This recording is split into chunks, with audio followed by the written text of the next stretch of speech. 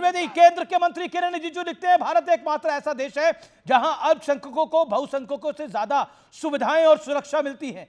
ओवैसी कहते हैं कि रिजिजू भारत के मंत्री हैं, कोई सम्राट नहीं है, सिंहासन नहीं है, संविधान के तहत पद पर बैठे हैं और अल्पसंख्यकों के जो अधिकार है वो खैरात नहीं, उनके मौलिक अधिकार है, वो उनका अधिकार है, कोई खैरात नहीं है। बताइए सुधांशु त्रिवेदी। देखिए, जो किरण रिजिजू जी ने कहा है, अमित जी, जो किरण रिजिजू जी ने कहा है वो तो सिर्फ अर्ध सत्य है। भारत एकमात्र ऐसा देश है जिस सेकुलर देश में अल्पसंख्यक आयोग है।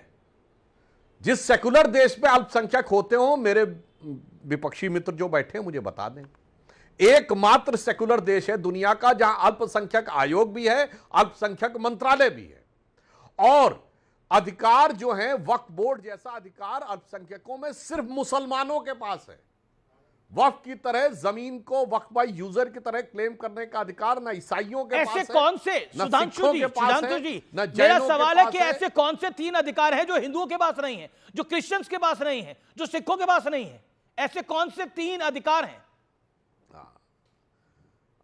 नंबर 1 अधिकार है वक्फ का अधिकार, यानी मैंने कह दिया कि यह जमीन हमारी थी तो अब यह साबित करना मेरी जिम्मेदारी नहीं है। भले ही हमारा पिछले कई 100 सालों का मेरे पास कोई रिकॉर्ड ना हो, जैसे वो क्लेम किया गया तिरुचेंद्री का मंदिर। दूसरा, यह अधिकार किसी अल्पसंख्यक के पास नहीं है, हिंदू तो छोड़ दीजिए। दूसरा, अगर आपका धार्मिक स्थल ऐसा लगता है कि आपका धार्मिक स्थल दूसरे धर्म ने या मान लीजिए मुस्लिमों ने कभी मुगल काल में तोड़ के बना लिया था, आप कोर्ट नहीं जा सकते। यह संविधान के मौलिक अधिकार के खिलाफ है। यह भारत का एक इकलौता भारत में राष्ट्र है जिसमें आप एक मामले में कोर्ट भी नहीं जा सकते, और ऐसा अधिकार न सिखों के पास है, न जैनों के पास है, न ईसाइयों के पास है। Places of worship act 1991। और तीसरा, मैं आपसे कह दूं, आप 9 साल की उम्र के बच्चे से शादी कर सकते हैं, 4 बीबियां रख सकते हैं ऑफिशियली। यह अधिकार न सिखों के पास है, न ईसाइयों के पास है, न जैनों के पास है, न बौद्धों के पास है। 3 आपने कहे, 3 के तो फहरिस्त मैंने गिना दी, मगर मैं आपको बताऊं फहरिस्त इतनी लंबी है अमीश जी। इनके पास कुछ ऐसे अधिकार हैं जो मुस्लिम देशों के, कट्टर मुस्लिम देशों के मुस्लिमों के पास नहीं है। ये जो मैंने 3 उदाहरण बताए, ट्रिपल तलाक सिर्फ भारत में होता था।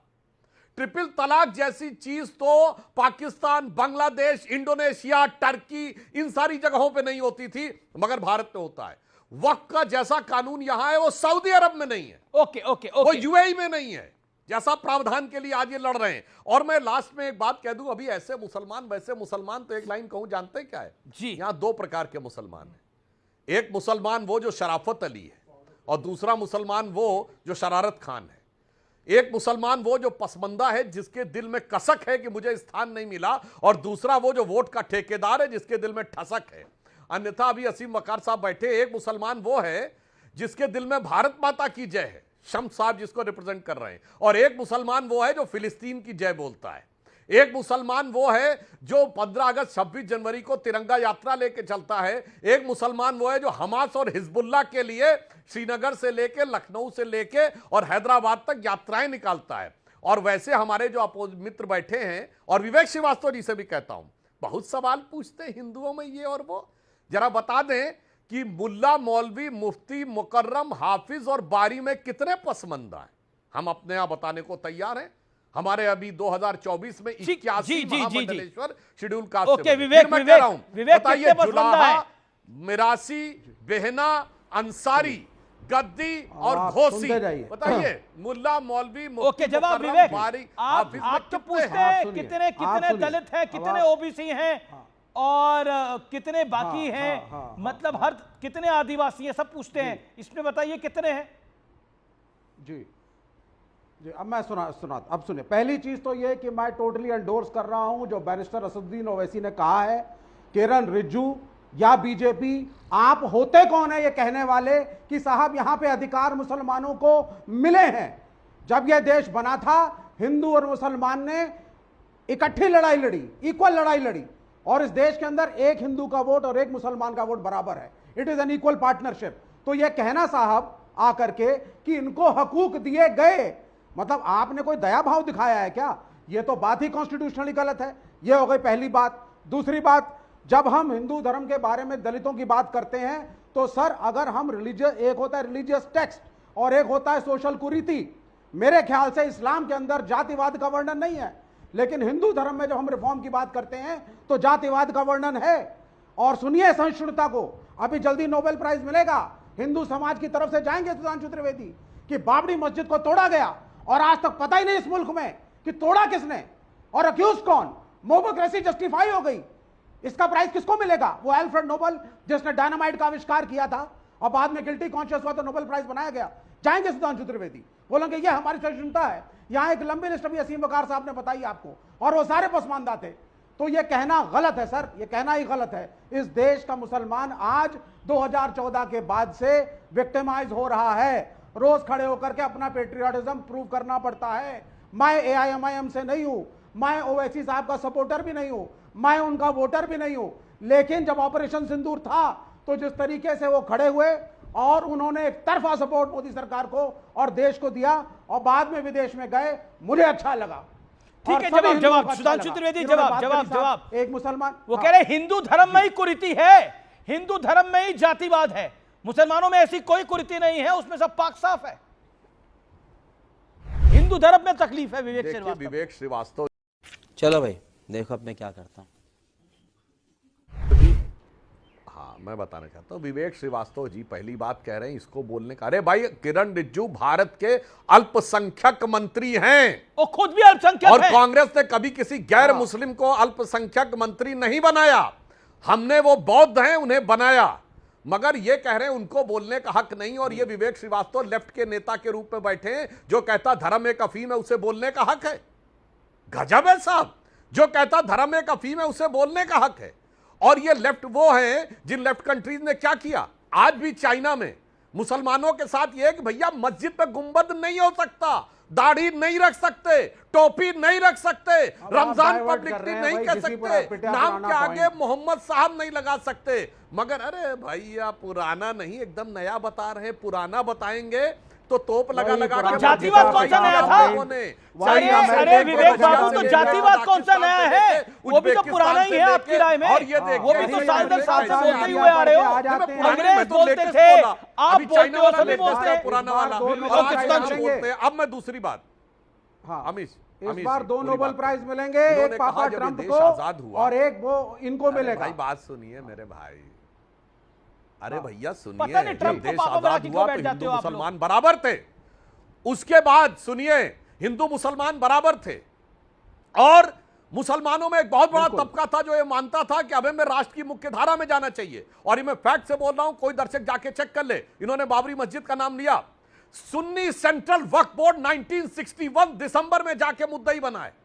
उससे पहले सारा विवाद, उस समय वो उसमें मुद्दा ही नहीं बना था, 12 साल नहीं बना, क्योंकि रूल होता है कि अगर किसी टाइटल सूट में आप 12 साल तक नहीं करेंगे तो आपका क्लेम खत्म हो जाएगा।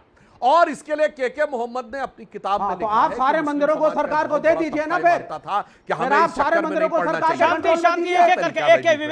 फैक्ट जब अनकंफर्टेबल आते हैं तो ये बोलते हैं। अब सुनिए, मुसलमानों ने नहीं कहा कि हमें मदरसा चाहिए, नेहरू ने कहा तुम्हें मदरसा देंगे। मुसलमानों ने नहीं कहा मुझे पर्सनल लॉ बोर्ड चाहिए, इंदिरा गांधी ने कहा लो हम तुमको देंगे।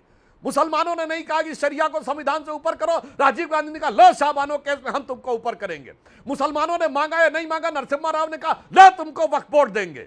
फिर आए मनमोहन सिंह और सोनिया गांधी की सरकार, उन्होंने कहा तो हिंदू को आतंकवादी कह देंगे, तुम चिंता क्यों कर रहे हो, 2013 वाला वक्फ बोर्ड का एक्ट दे देंगे। इसलिए भैया आपने उनको भड़का भड़का कर इस मुकाम तक लाके खड़ा किया। और लास्ट में एक और बात कह दूं विवेक श्रीवास्तव जी, फैक्ट ये है कि भारत में रहने वाले 90 से 95% मुसलमानों ने 1946 में, आज के भारत के रहने वाले में, उन्होंने वोट दिया था पाकिस्तान बनने के लिए। और कोट कर रहा हूं, 3 जनवरी 1948 सरदार पटेल ने कोलकाता में बोला है, यह रिकॉर्ड के ऊपर है। उन्होंने कहा भारत में रहने वाले, और यह बयान वीडियो भी अवेलेबल है। हाथ हिला कर नहीं चल, उन्होंने क्या बोला? अरे भाई सुनिए तो, हाँ वो इसलिए क्योंकि नेहरू रखना चाहते थे, वो हिंदुओं की उदारता थी, इसलिए भारत की बात कर रहे हैं।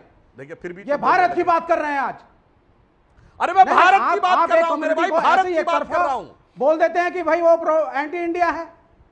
आप एक तरफा डिक्लेयर कर देते हैं ये सारे मुसलमान एंटी इंडिया है, हाथ हिला करके। ए भाई, ये हाय जो भाई बैठे मत हुए हैं बोलो, फैक्ट से बोलो। 1947 में अच्छा बताओ, मार जिन्ना काट- कहां से सुनिए, चुन के गया था? सुनिए, 46 की असेंबली मार में काट जिन्ना दोनों कहां से तरफ चुन के हुई। गया था?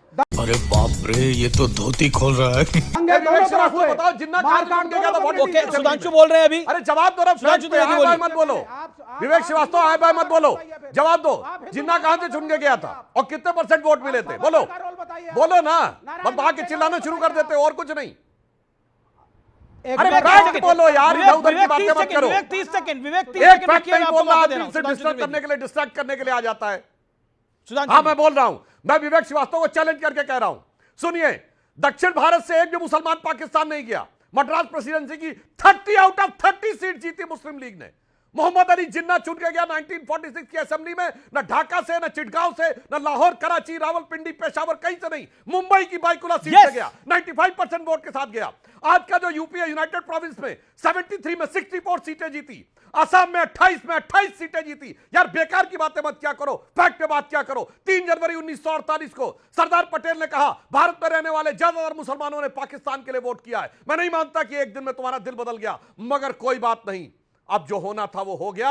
अब अलग अपने लिए आइडेंटिटी मत मांगो, अब ये कहो कि देश के लिए साथ मिलकर कैसे चलना चाहते हैं। सरदार पटेल की बात मांगी होती तो मुस्लिम भारत की मुख्य धारा में मिलने को तैयार था। उस जमाने में बड़े बड़े हिंदी फिल्मों के कलाकार हिंदू नाम से आने में, उनको मुस्लिम लोगों को हिंदू नाम से आने में कोई प्रॉब्लम नहीं थी। दिलीप कुमार, मधुबाला, मीना कुमारी, अजीत इसके प्रमाण हैं। मगर इन्होंने अपनी राजनीति के चलते हुए लेफ्टिस्टों ने, सेकुलरिस्टों ने, कांग्रेसों ने, okay, you made your point. Vivek ji okay जैसे ओके लोगों ओके ने ओके, अलग करके लड़ाई करवा के आज इस मुकाम तक अतिकुर रहमान, मजा आया।